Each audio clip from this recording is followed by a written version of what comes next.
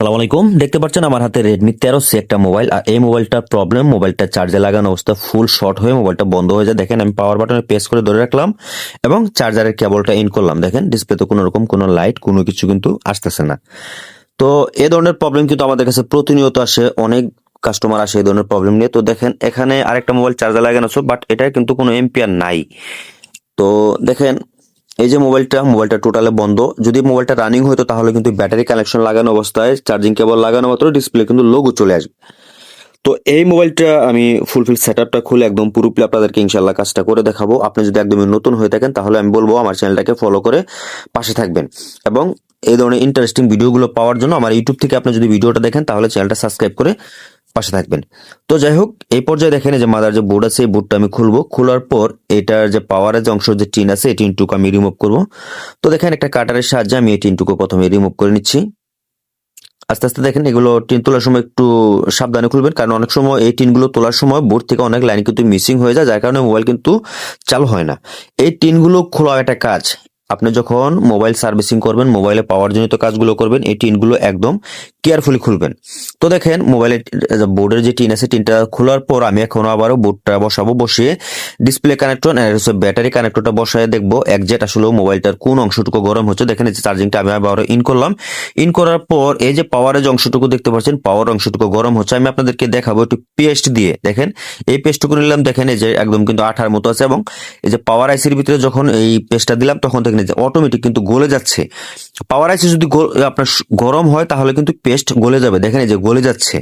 তো এর মানে এটা পাওয়ার আইসিটা শর্ট আছে, নয়তো বোর্ডে যে কোনো এক প্রান্তে শর্ট আছে, আর শর্ট থাকার কারণে কিন্তু মোবাইলটা চালু হচ্ছে না। যাই হোক, আমি পেস্টটুকু রিমুভ করে নিব। এখন এই ধরনের শর্টগুলো হলে আপনারা কিভাবে আসলে সমাধান করবেন সেটা নিয়ে মূলত আমার এই ভিডিওটা। যেহেতু মোবাইলটা ফুল শর্ট, এর জন্য দেখেন আমি প্রথমে যে আমার যে মিটার দিয়ে কাজ করি সেই মিটারটা নিলাম। নেওয়ার পর এই মিটারটার আপনার বিপ মোডে ফেলে নিব। আপনারা যখন ক্যাপাসিটার গুলো শর্ট হয় তখন বিপ মোডে কাজ করলে আপনার জন্য অনেকটা হেল্পফুল হবে। এভাবে দেখেন আমি আস্তে আস্তে প্রত্যেকটা ক্যাপাসিটারের মাথায় আমি চেক দিব। একটা অ্যান্ড্রয়েড স্মার্ট মোবাইল শর্ট যখন হয় তখন দেখা যায় আপনার শতকরা 99% মোবাইলের ক্যাপাসিটার গুলোই শর্ট হয়। তো ইনশাল্লাহ আজকে এই কাজটা করে দেখবো এবং কোথায় শর্ট হয় আপনাদেরকে ইনশাল্লাহ আমি পুরোপুরি কাজটা করে দেখাবো।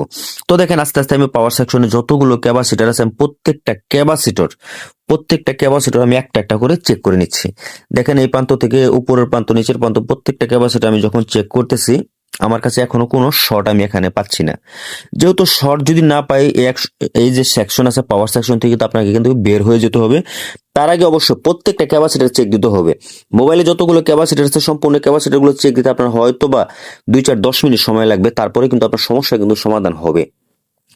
তো দেখেন আমি পাওয়ার সেকশনে মোটামুটি আপনার সবগুলো ক্যাপাসিটার চেক দিয়ে ফেলেছি, এখানে কোথাও কোনো শর্ট পাওয়া যাচ্ছে না। যেহেতু পাওয়ার সেকশনে কোথাও কোনো শর্ট পাওয়া যাচ্ছে না, এই অবস্থাতে আপনাকে যেটা করতে হবে, চার্জিং এর যে সেকশন আছে চার্জিং এর সেকশনে আপনাকে যেতে হবে। চার্জিং এর সেকশন থেকে আপনার ক্যাপাসিটর গুলো চেক দিতে হবে। অনেক সময় দেখা যায় পাওয়ার প্রবলেম হলে আপনার পাওয়ার সেকশন যদি শর্ট না পান সেই ক্ষেত্রে আপনারা চার্জিং এর সেকশনে যাবেন। চার্জিং সেকশন থেকে অনেক সময় এই ধরনের প্রবলেম গুলো হয়। তো এটা হচ্ছে আপনার চার্জিং এর সেকশন। এই চার্জিং এর সেকশনটা আপনাকে চিনতে হবে, বুঝতে হবে। আপনি যদি আপনার যে জায়গায় প্রবলেমটা আপনাকে কিন্তু ফাইন্ড আউট করতে হবে যে এই জায়গায় এই আইসির অংশ, আর নয়তো কিন্তু পুরোটা বোর্ড আপনাকে খুলতে হবে। তো দেখেন যেহেতু এটা চার্জিং এর সেকশনের প্রবলেম আমার কাছে মনে হচ্ছে, যার কারণে চার্জিং এর সেকশনটা আমি খুলতেছি। দেখেন আস্তে আস্তে চার্জিং এর সেকশনে যে টিনটুকু আছে এই টিনটুকু আমি রিমুভ করবো ইনশাল্লাহ। তো দেখেন ব্যাস এই যে চার্জিং এর সেকশনটা আমি বের করে ফেললাম। এখানে আমি টিনটা রিমুভ করে দিচ্ছি। দেখেন এই টিনটা আমি রিমুভ করে দিছি। রিমুভ করে দেওয়ার পর এখন আমি যেটা করব, দেখেন টিনটা আগে সরিয়ে নিই।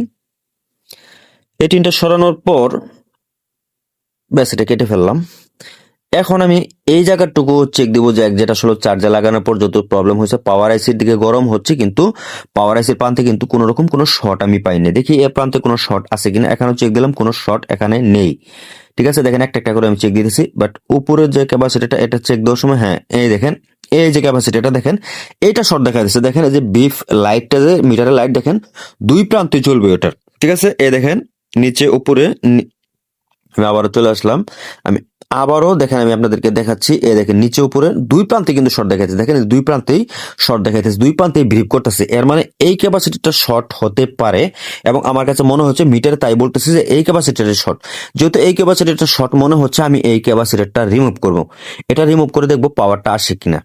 তো তো দেখেন আমি একটা তাতাল নিব, তাতালের সাহায্যে এই ক্যাপাসিটরটা আস্তে করে আমি তুলে নেব। তো দেখেন তাতালের সাহায্যে আমি আটকা একটু পেস্ট লাগিয়ে নিচ্ছি, নেওয়ার পর হালকাভাবে আলতোভাবে এই ক্যাপাসিটরটা আমি তুলে নেব, দেখবো এটা সমস্যাটার সমাধান হয় কিনা। দেখেন আস্তে আস্তে আমি এই ক্যাপাসিটরটা তুলে নিচ্ছি, ঠিক আছে। অনেক সময় অনেকে কেজা দিয়ে চারা দিয়ে ভেঙে ফেলেন, দেখেন এটার পাশে আরো কিছু পার্টস আছে, সেই পার্টসগুলো কিন্তু ক্ষতিগ্রস্ত হতে পারে, যার কারণে আমি তাতাল দিয়ে হিট দিয়ে এটাকে রিমুভ করলাম। তো দেখেন এই যে ক্যাপাসিটরটা, এই ক্যাপাসিটরটা আমি রিমুভ করলাম। রিমুভ করার পর এখন আমি এটা একটু বোর্ডে ফিটিং দিয়ে দেখবো, দেখি পাওয়ারটা একজ্যাক্ট আসে কিনা। যদি একদমই নতুন হয়ে থাকেন, আমার ইউটিউব চ্যানেল থেকে আপনি ভিডিওটা দেখে থাকেন, তাহলে এই ভিডিওটা দেখার পর আমার চ্যানেলে যদি সাবস্ক্রাইব না করে থাকেন, তাহলে অবশ্যই আমার চ্যানেলটা সাবস্ক্রাইব করে দিবেন, কারণ এই ধরনের ইন্টারেস্টিং ভিডিওগুলো, বিশেষ করে শর্ট যে কাজগুলো, শর্ট বলতে কি যে মোবাইলে শর্ট এমন না, একদম শর্টকাট যে কাজগুলো, এই কাজগুলো কিন্তু প্রতিনিয়ত আমি নিয়ে আসি, যাতে আপনাদেরকে ভালো কোনো কাজ উপহার দিতে পারি, ভালো কোনো সলিউশন দিতে পারি। তো আজকের এই ভিডিও ছিল এই পর্যন্তই। ভালো থাকবেন, আসসালামু আলাইকুম।